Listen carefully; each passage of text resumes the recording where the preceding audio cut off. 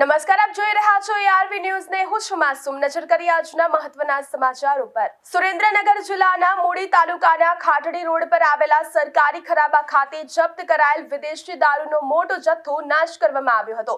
ચોટીલાના sub divisional magistrate HT મકવાણાના અધ્યક્ષસ્થાને મળેલી કમિટીની હાજરીમાં આ કાર્યવાહી હાથ ધરાઈ હતી। મૂળી પોલીસ સ્ટેશન દ્વારા અલગ અલગ કેસમાં જપ્ત કરવામાં આવેલી કુલ 57,113 વિદેશી દારૂ અને બિયરની બોટલો જેની અંદાજિત કિંમત રૂપિયા 1,57,89,949 થાય છે તેના પર રોડ રોલર ફેરવી સંપૂર્ણ નાશ કરવામાં આવ્યો હતો।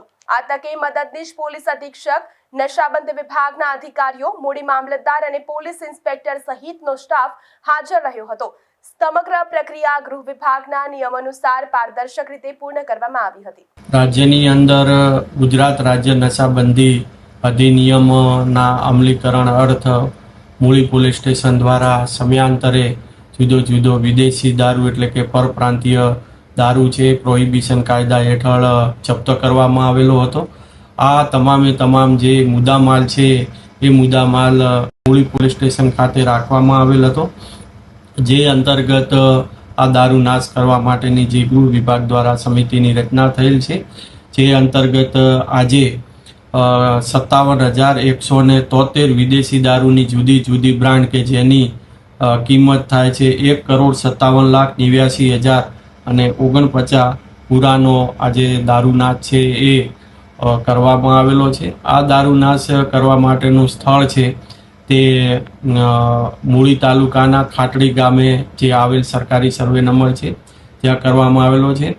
આ દારૂનાશ કરવા માટે જે કમિટી છે, કમિટીના તમામ સભ્યો પણ ઉપસ્થિત રહેલા હતા, જેમાં મદદનીશ પોલીસ અધિક્ષક શ્રી સબ ડિવિઝન સુરેન્દ્રનગર, નશાબંધી અને આબોકારીના અધિક્ષક શ્રી તેમજ મૂળી પોલીસ સ્ટેશનના પોલીસ ઇન્સ્પેક્ટર શ્રી અને તેઓનો સ્ટાફ, સાથે આ કામગીરીની અંદર મામલાદાર મૂળી અને તેમનો સ્ટાફ તેમજ થાનગઢ અને ચોટીલાનો પણ જે મામલાદાર કચેરીનો સ્ટાફ છે એ પણ ઉપસ્થિત રહેલો હતો અને તમામ મુદ્દા માલને આ સરકારી સર્વે નંબર ખાતે લાવી અને 3 વાર બુલડોઝર ફેરવી અને સંપૂર્ણપણે નાશ કરવામાં આવ્યો છે।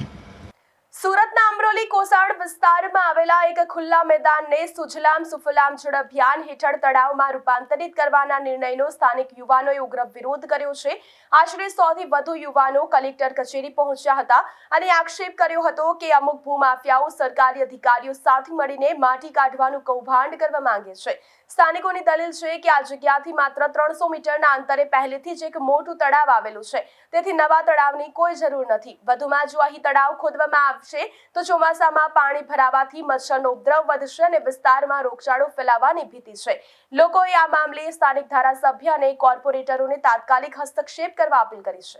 આપણે ward number 1, ward number 2 Amroli, Variyav, Tarwadi, Chhaprapata યુવાનો માટે જે સરકારી જગ્યા છે બ્લોક નંબર 796 વાળી, ત્યાં રોજે સવારે 100 થી 200 યુવાનો ત્યાં મેચ રમે છે, સરકારી પરીક્ષાઓની તૈયારી કરે છે અને એ યુવાનો દરરોજ ત્યાં રમે છે, તેમના ભવિષ્ય સાથે ચેડાઈ થઈ રહી છે।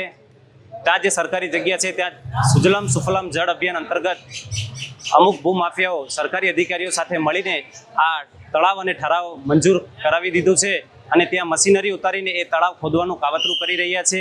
આજે અમે સૌ 100 થી 50 યુવાનો ત્યાંના રહીશો અમે ત્યાં આવેદનપત્ર આપવા આવીએ છીએ કલેક્ટરશ્રીને, મામલતદારશ્રીને અને ભૂસ્તર શાસ્ત્રીશ્રીને આવેદનપત્ર આપીએ છીએ કે આ સરકારી જે જગ્યા છે એ ખાલી મેદાન જ રહે, તળાવ ન ખોદાય અને યુવાનોના ભવિષ્યની ચિંતા કરી આ કામગીરીને મંજૂરી ન મળે તેવી અમે આશા રાખીએ છીએ।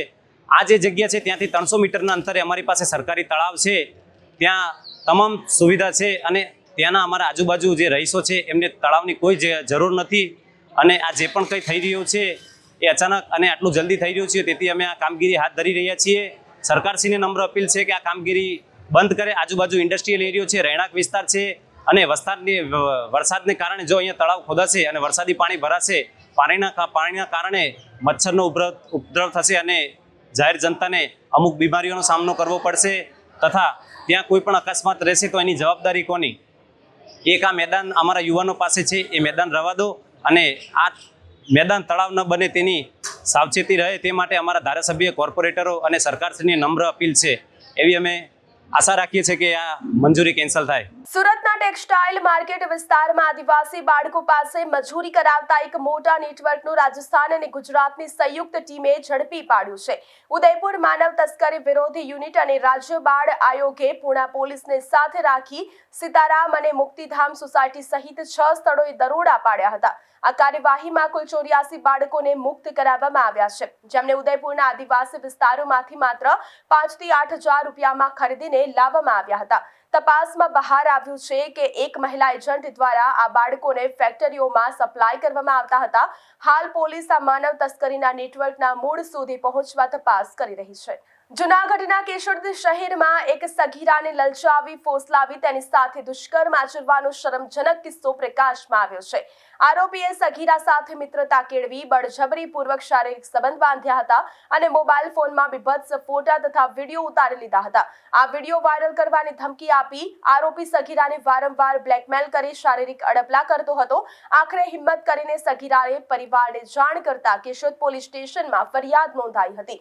પોલીસે ત્વરિત કાર્યવાહી કરી નરાધમ આરોપીની ધરપકડ કરી કાયદેસરની કાર્યવાહી તેજ કરી છે. ગઈકાલ તારીખ 12/5/2026 રોજ કેશોદ પોલીસ સ્ટેશન ખાતે ફરિયાદીશ્રીએ તેઓની ફરિયાદ જાહેર કરેલ છે કે તેઓની સગીર વયની દીકરીને આ કામેના આરોપી રણજીતભાઈ લખમણભાઈ પરમાર છેલ્લા ઘણા વર્ષોથી અવારનવાર હેરાન કરતા હોય અને ભોગ બનનારની મરજી વિરુદ્ધ ફરિયાદીશ્રીના ઘરે આવી સરસ સંબંધ બાંધેલો હોવાની હકીકત જણાવતા તેઓની ફરિયાદ રજીસ્ટરે લઈ આ કામેના આરોપીની ધરપકડ કરવાની કાર્યવાહી ચાલુમાં છે. આરોપી છે શું કામ ધંધો કરે છે અને અગાઉ કંઈ ગુનામાં? આરોપી જે છે એ હાલમાં ઇકો ડ્રાઇવિંગ કરે છે અને અગાઉ તેના ઉપર પ્રોહિબિશનના ગુના દાખલ થયેલા છે. વડાપ્રધાન નરેન્દ્ર મોદીની અધ્યક્ષતામાં મળેલી કેન્દ્રીય કેબિનેટની બેઠકમાં ખેડૂતોના હિતમાં વર્ષ 2026-27ની ખરીફ સિઝન માટે ટેકાના ભાવ જાહેર કરવામાં આવ્યા છે. વાવેતર પહેલા જ લેવાયેલા આ નિર્ણયથી ખેડૂતો આર્થિક સુરક્ષા સાથે ખેતીનું આગોતરું આયોજન કરી શકશે.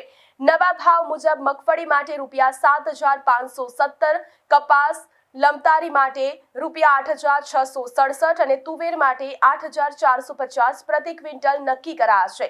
ગત વર્ષની સરખામણીએ કપાસમાં ₹557, તલમાં ₹500 અને મગફળીમાં ₹254નો નોંધપાત્ર વધારો કરાયો છે. ગુજરાતના કૃષિ મંત્રી જીતુભાઈ વાઘાણીએ ખેડૂતોને પોષણક્ષમ ભાવ સુનિશ્ચિત કરવા બદલ વડાપ્રધાન અને કેન્દ્રીય કૃષિ મંત્રી શિવરાજસિંહ ચૌહાણનો આભાર માન્યો છે.